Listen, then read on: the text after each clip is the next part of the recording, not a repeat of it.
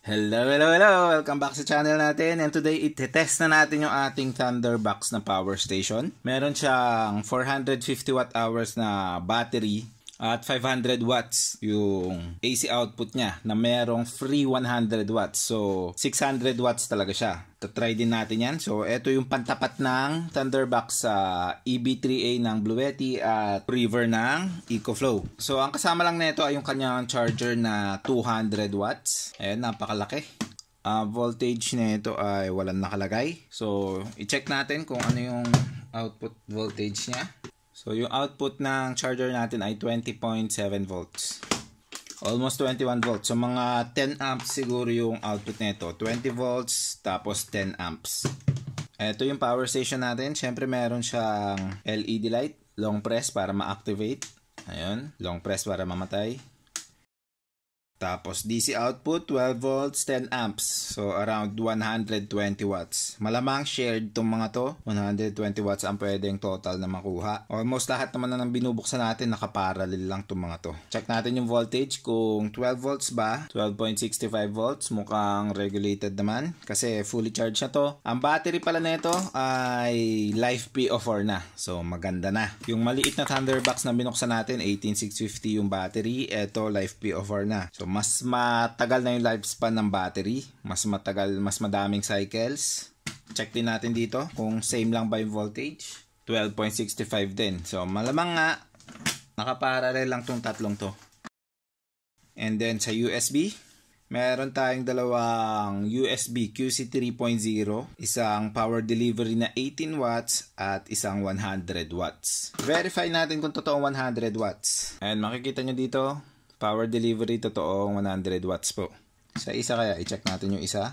At ito, 18 watts din talaga. At madami pang supported talaga na protocols. Makikita nyo madaming green. Huawei FCP, SCP, tsaka Samsung AFC. 12 volts din yung max voltage. Sa QC 3.0, supported niya rin yung Samsung AFC, Huawei FCP, tsaka 12 volts din na max. Nag-work naman yung USBs natin.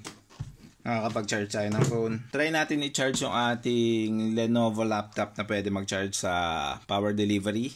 Pag magte-test kayo, kailangan yung USB-C cable nyo 100 watts talaga. Kasi hindi lahat na USB cable ay kayang mag-support ng 100 watts. Meron yung iba 65 watts or lower. Tayo natin ibang USB cable.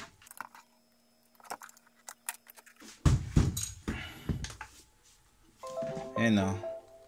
Nag-charge siya kapag sa EcoFlow. Tayo natin sa ating Bluetti. Ayan, nag-charge din siya sa Bluetti. Pero dito sa ating Thunderbox, hindi siya nag-charge. So nag-search ako at ang sabi nila, may mga USB cable na one way, one direction lang. So trinay ko kanina, sinaksak ko, at tinignan ko kung magcha-charge na. Hindi pa rin nag-charge. So binaliktad ko. Hindi pa rin siya nagcha-charge.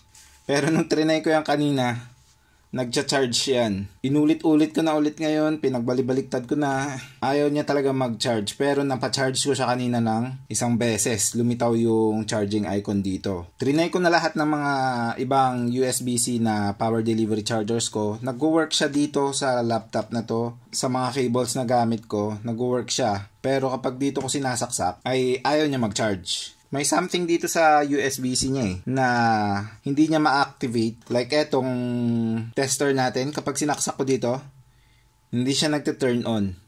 Ayan. Magte-turn on siya kapag parang kailangan niyang magising. Ayan. Nagcha-charge na. Tapos isaksak natin agad. Ayun. Saka siya gumana. Ewan ko kung anong issue niya. Pero kapag trinay ko naman yun sa laptop, ayan, pag charging natin, ayan, nagcha-charge na, tapos ililipat natin dito, kailangan natin bilisan. Hindi pa rin nag-work, ganun pa rin. Pero tinest ko na yan sa mga phones, walang issue ng pag-charge sa phone. Ayan. Dito lang talaga sa Lenovo laptop. Pwedeng yung Lenovo laptop ang may issue. hindi sila magka-usap ng maayos. Pero yung mga USBs na to, nag-work naman aside dito sa laptop na to. So, yung ibang laptop siguro, hindi kayo magkaka-issue. Baka dito lang sa Lenovo. Kasi, pag sinearch nyo yung Lenovo, madaming issue na hindi nag-charge sa power delivery niya. Malamang, kapag gagamitin nyo yung AC adapter ng laptop nyo, malamang mag-work yun. Ayaw niya lang dito sa ating USB-C power delivery. Yung mga eto, pwede nyo gamitin ng sabay-sabay. Ayan, magcha-charge din tayo ng power bank. Charge din natin yung GoPro batteries ko. Battery ng drone. Ayan. So, 4 ng devices na nakasaksak dito, pwedeng sabay-sabay. So, ayan o. 70 watts yung output natin dito lang sa mga USBs natin. Next, ay yung AC natin.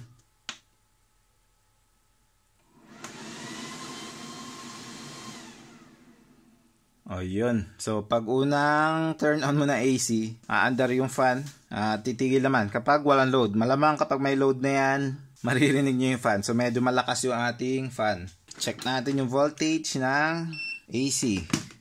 Sakto, 220 volts talaga. Anong frequency? Ayan, 61 Hz. 60 Hz na rin yan. Check din pala natin kung pure sine wave. Ayan po, pure sine wave naman. Ito daw ay may 600 watts na power. So, ititest natin yun. Pero bago yun, mag-try tayo magsaksak yung laptop natin na Lenovo. Kasi kung hindi natin ma-charge sa USB-C, malamang mag-work naman dito sa AC. Ayan, nag-charge siya. Yan yung usually tinatanong sa atin kung pwede bang mag-charge gamit yung laptop. Pag sa 220 volts po, malaki pong chance na pwede talaga siya. Kapag yung laptop nyo gusto nyo sa power delivery i-charge, yung iba gumagana, yung iba hindi. Dito sa power station na to, hindi natin ma-charge yung Lenovo Legion natin na laptop dito sa power delivery. Pero pwede siya sa AC. So, ayan po, pwede nyo gamitin tong lahat ng sabay-sabay. Now, let's see kung pwede bang gamitin siya habang nag-charge. Ang sabi nga pala nung seller neto, may protection daw yung charging neto. Kapag i-charge nyo, isaksak nyo muna yung charger dito bago nyo isaksak sa outlet. Ito may switch ako dito, so sinaksak ko muna and then isi-switch ko dito. Ayun. So yung fan ay yung, ito rin power station yon. Medyo maingay lang. Ayan. So gumagana yung AC, gumagana yung USB, at DC output. Ayan. So, gumagana lahat. Sa display pala makikita nyo may in-out. Nagsa-cycle to. Makikita nyo yung out kung ilang watts yung lumalabas sa power station. At in kung ilan yung pinapasok ng charger. Yan. Mababa na lang. 96 watts na lang yung pinapasok ng charger kasi almost full na yung battery natin. So, ayun po. Pwede siyang gamitin habang nag-charge. Try natin isaksak yung charger nang naka-on agad. Tingnan natin kung hindi nga siya magcha-charge talaga kapag sinaksak nyo agad yung charger. Ayan, may green light yung ating charger. Hindi nga siya nagcha-charge. Ayan, patayin natin. At i-on natin. Ayan, naka-on na. Hindi pa rin siya nagcha-charge. So, kailangan yung i-disconnect. Patayin yung charger, i-disconnect nyo sa saksakan. Makikita nyo dito may ilaw pang konti, maliit. Hintayin nyo yung mamatay. May natitira pang kuryente sa loob niya kahit hindi na siya nakasaksak. At kapag nawala na yung ilaw na yon, saka nyo isaksak, saka nyo i-turn on yung charger. Ayaw pa rin mag-charge. Full na kaya yung battery natin. So, babawasan ko lang muna yung battery natin. Ayan, 99 na lang yung capacity. So, dapat pwede na tayo mag-charge. So, saksak. And then, turn on. Ayun. So, puno lang pala kanina kaya ayaw na niya mag-charge. At least alam na natin, pag puno na, hindi niya na itatry mag-charge pa. Kasi puno na nga. So, meron siyang overcharge protection. Kapag nagluloko yung charger nyo, niisip nyo sira na, tanggalin nyo lang muna. Patayin nyo yung power station. Tapos, hintay kayo siguro 1 minuto para sure na wala na talagang charge sa loob nito. Saka nyo isaksak. Saksak sa outlet. At ayan, magcha-charge siya. Kasi kapag ang ginawa nyo, sinaksak nyo agad sa outlet, ayan, nag-work pa rin. Kung minsan ayaw niya, ang gagawin nyo ay saksak mo na dito bago saksak sa outlet. So, ayun. Saksak natin yung ating 800 watts na grinder.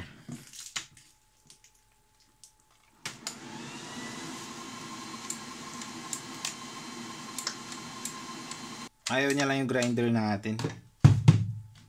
Dremel. Kaya niya kayang paandarin yung ating power supply. Yes. Try na natin i-overload. Ayan, saksak tayo dito.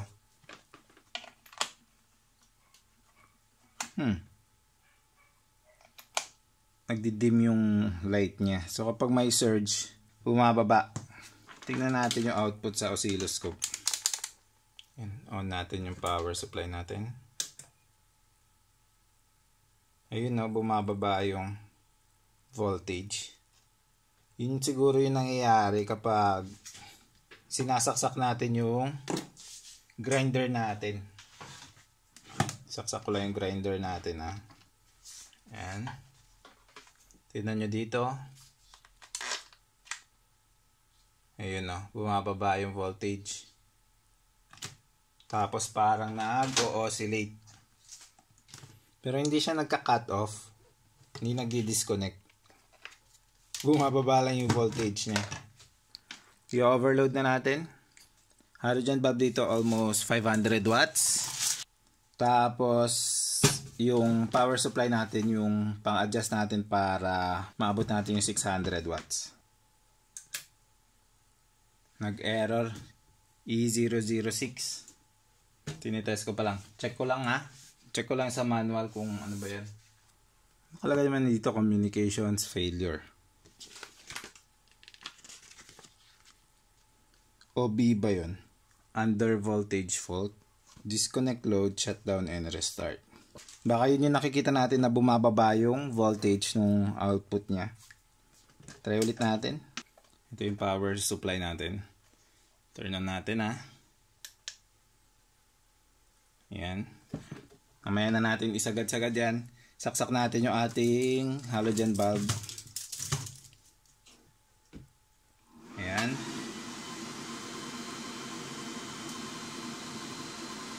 $461 watts, 500 watts.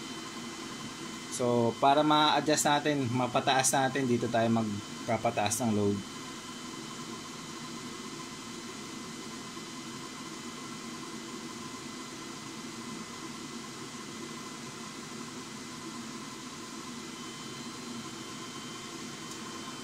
Nag-error na. E00A. Over voltage fault naman. Dahan-dahanin lang natin. 222 pa rin naman yung voltage. Tataasan ko na hanggang 60. Ayan, 559 na. 560. Sasagad na natin.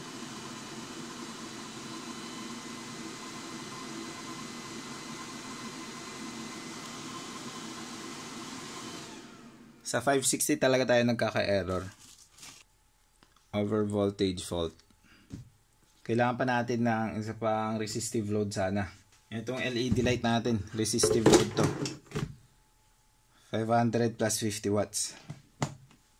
544. Ayan pa natin ng Dremel para umabot tayo ng 600.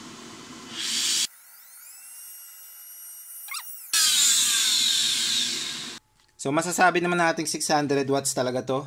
Namamatay lang siya dun sa ibang sinasaksak natin kasi ay meron yung surge current na natitrip niya yung protection netong power station.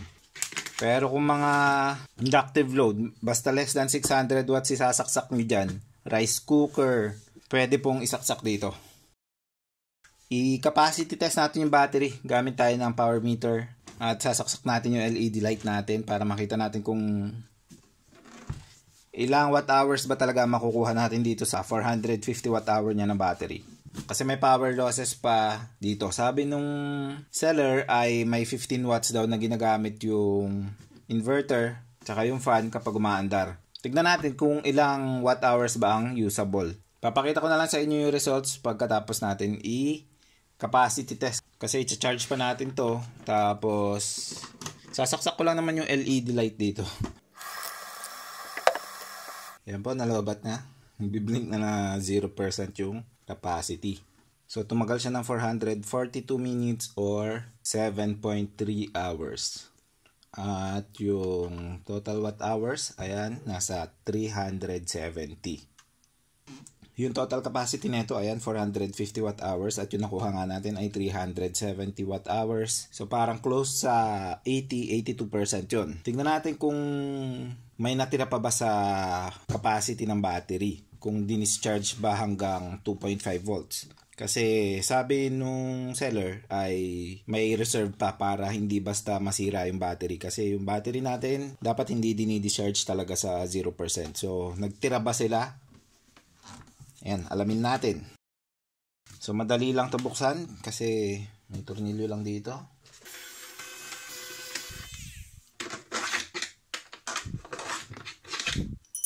Haba. Ito yung laman ng ating power station. Inverter. May dalawang fan tayo. Intake tsaka exhaust. Ito yung main board. Tanggalin natin yung fan. Ayan mga fan. So pwede naman siguro itong pagbaliktarin. Hindi ko na maalala kung saan.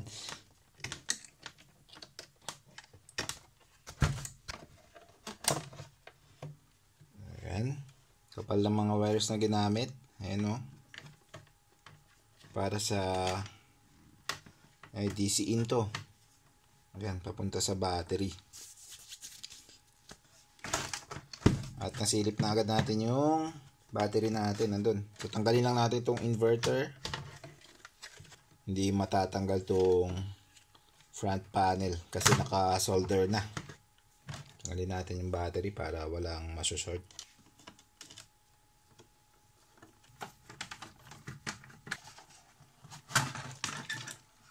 Ayan, tanggal na natin. Mamaya natin tignan yun. Tignan muna natin yung battery. Dahil nakalagay naman 450 watt hours at 19.2 volts. Check na natin yung voltage. 17.6. So naka 6S tong battery na to. So makita. Try natin tanggalin. Ayun, natanggal natin. Ito yung BMS natin, 40 amps. Since 6S to, parang nasa 768 watts yung kaya niya yan. Enough naman para sa 600 watts na rating nung inverter natin.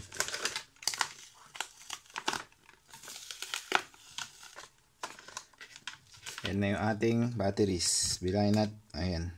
6 nga. 1, 2, 3, 4, 5, 6. Check natin yung voltages ng mga cells.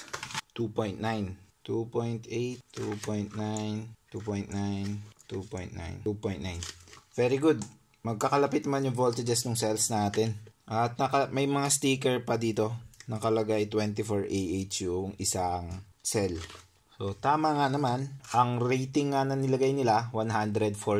Ito ay nasa 144 na yan. 24 pa. May mga butal pa yan. 24.2 yung nakalagay. At makikita nyo yung cells dikit-dikit. Ibig sabihin, hindi bloated. Maganda. Ayan. Yun lang naman yung makikita natin. Hindi naman natin malalaman kung anong brand yan or kung ano. Hindi naman importante. As long as mukhang maganda yung battery natin, okay na. Tapos nakita rin natin na hindi naman 2.5 yung voltages ng cells natin. Nasa 2.9. Almost 3 na. So hindi naman talaga na-discharge ng sobra.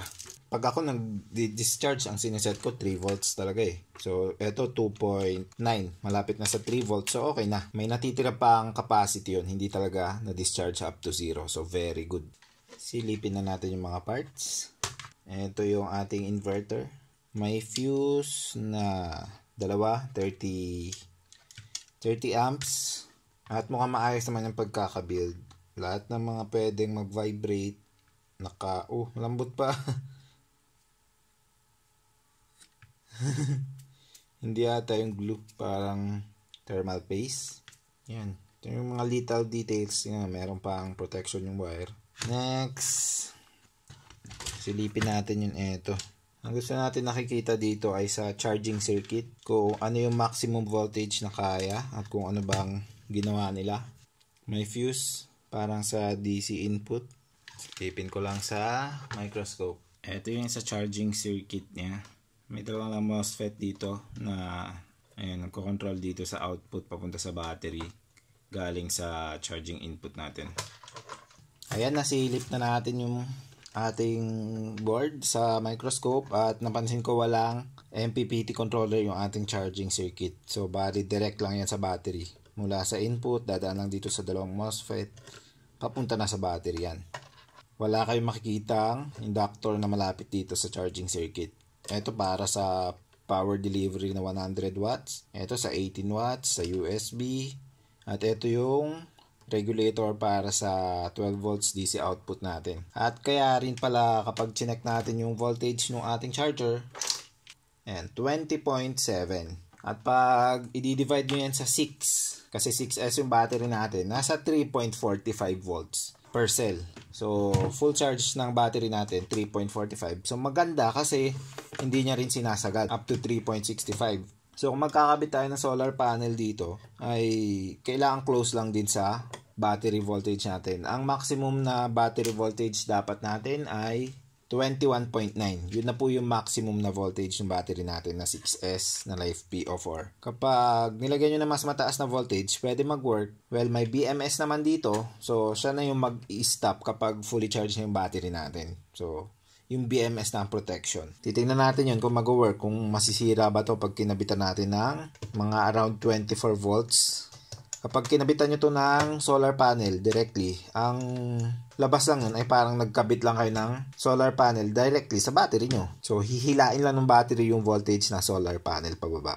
Tetest natin yan mamaya. Yung MOSFET pala, dun sa charging circuit, ay ipa-flash ko yung picture niya para pwede nyo tignan yung datasheet. Hindi ko kasi mahanap yung datasheet, so hindi natin alam kung ilang amps ba yung pwedeng dumaan sa kanya. Kasi yun yung magdidikta kung ilang watts ng solar panel ang kayang i-accept nun.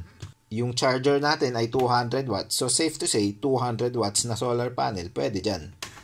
At yun nga yung sabi ko, yung ating DC output, nakaparallel lang silang lahat. Yung tatlong yan, nakaparallel lang. I think that's it. Yun lang naman yung makikita natin dito. Buuin na natin ulit. Ayan, buo na ulit. Try natin kung gagana pa. Nagta-turn on pa naman, pero lobat pa siya. So, tatakpan lang natin. Kailangan nating ikabit para hindi mag-overheat. Kasi kapag nag-charge tayo, umaandar yung fan nito eh. Okay naman yung build quality. Simple lang. So, madaling i-service. Wala rin communication yung battery sa mismong mainboard. So, pag nasira na yung battery, pwedeng palitan. Magdi-DIY ka lang ng battery mo as long as kasya sa loob. Okay na yun. Ayan, buo na ulit yung ating power station. Ang gagawin natin ngayon ay i-charge natin. Tignan natin kung gaano katagal mapupuno.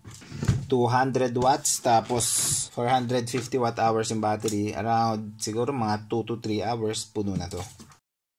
Isa pa palang gusto kong i-test kung pwede bang mag-charge gamit dito sa power delivery natin. Try natin. Galing muna natin yan. Etong ating 65 watts na ayan, no, Thunder Black din. Tignan natin kung kaya niya i-charge. Hindi naman nagcha-charge. Try natin sa power delivery ng EcoFlow. Ayun. Gumana. So, pwede kang mag-charge sa power delivery port. Siguro, basta malakas yung charger nyo. Ayan, 99 watts yung china-charge natin. Tapos, pwede kayang pagsabayin itong power delivery at yung charger niya na 200 watts. Try natin. Sinaksak ko lang agad. Kaya. Ayun, no. 288. So, magsasabay. Ayos na ayos yan, ah. Ang bilis naman po nun, nag 2% agad. So, kung 300 watts yan, tapos 450 watts to, So 450 divided by 300 watts, mapupuno siya ng 1.5 hours. So mas mababa pa rin dun sa ating limit na 1 hour charging time. So para sa akin siguro okay lang na pagsabayin to. So it's up to you. Kung nagmamadali ka, pwede naman na pagsabayin mo. Pero kung hindi ka naman nagmamadali, okay lang na mas mabagal ka mag-charge kasi mas magtatagal yung battery mo. Ayan po. So I think mapupuno to in less than 3 hours. Babalik tayo in 2 hours. Titingnan natin kung mapupuno na. Ayan po, 2 hours and 15 minutes. At 100% na yung nakalagay dito. Yung pumapasok 101 watts na lang. Unti-unti na siyang bumababa. 100% na yung nakalagay pero nag-charge pa rin siya kasi may konti pa siyang pwedeng ikarga.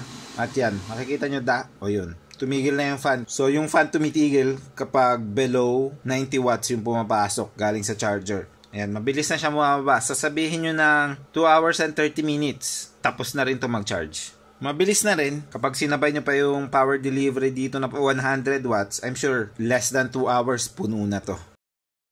So, to charge using solar, pwede tayong gumamit ng portable solar panel. Katulad nito ating flash fish. Try natin. So ayan yung portable solar panel natin. Saksak lang natin dito.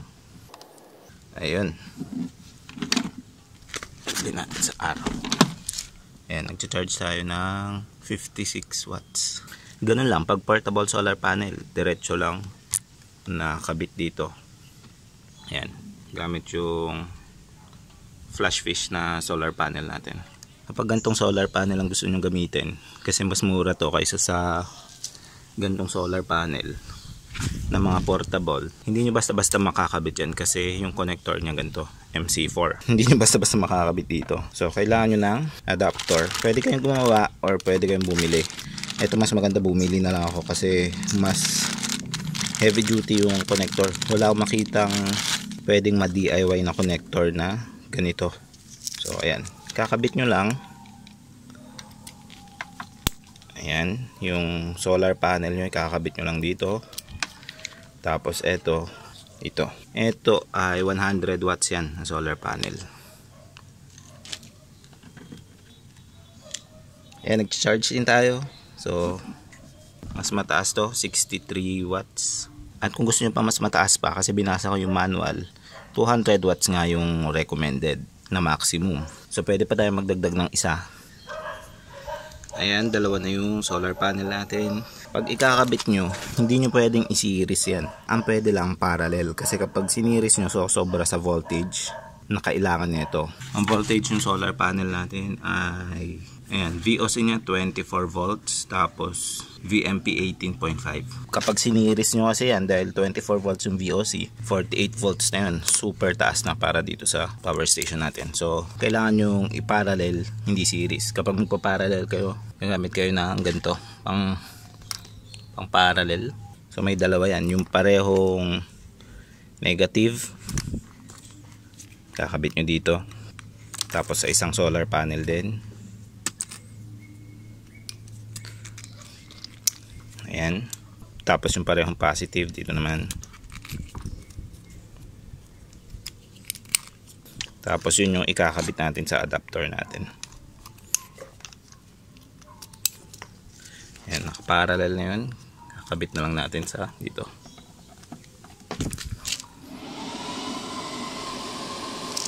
Mandar yung fan kasi ayan, 111 watts yung tinakarga natin.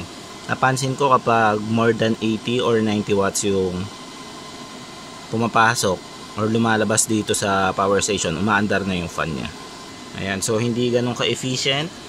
Nagparallel tayo ng dalawang 100 watts pero 103 lang yung naikakarga natin. Wala kasing MPPT to. So yun yung sinasabi natin. Para mas maganda, kailangan gamitan natin ng charge controller. Medyo mawawalan na tayo ng araw so hindi ko ma-demo sa inyo. Gagawin ko na lang ng susunod na video. Gagamit tayo ng charge controller para tignan natin kung mas tataas ba yung pag-charge natin dito. So ayan po ang ating Thunderbox na power station. Merong 600 watts. 500 watts nakalagay dito pero 600 watts yung totoong capacity ng inverter. Tapos meron siyang 450 watt hours na battery. Ang usable capacity ay nasa 370 watt hours. Around 82%. Ang nakalagay naman sa description, meron natitirang 15% sa battery para mas magtagal yung battery natin, which is really good. Yung 370 watt hours ay around 82%, so parang 3% lang yung power losses natin at 50 watts load. Malamang kapag mas mataas yung load nyo, mga around 90 watts pataas, madadagdagan yung power losses nyo kasi yung fan, aandar din yun, kakain din yun ng kuryente. Tapos pure sine wave din, at meron ngang power delivery rin na 100 watts. Yung charging niya at around 2 hours and 30 minutes, mabilis na rin. At kung sasabayan nyo ng power delivery, less than 2 hours, puno na yung power station nyo. Ang mga hindi ko lang nagustuhan siguro dito ay yung power delivery niya, medyo unpredictable. Kailangan mong ulit-ulitin para mag-work. Tapos walang MPPT charge controller. Aside sa dalawang yon, sulit na siya. Tinalo niya na yung EB3A at saka yung EcoFlow sa capacity. Kasi yung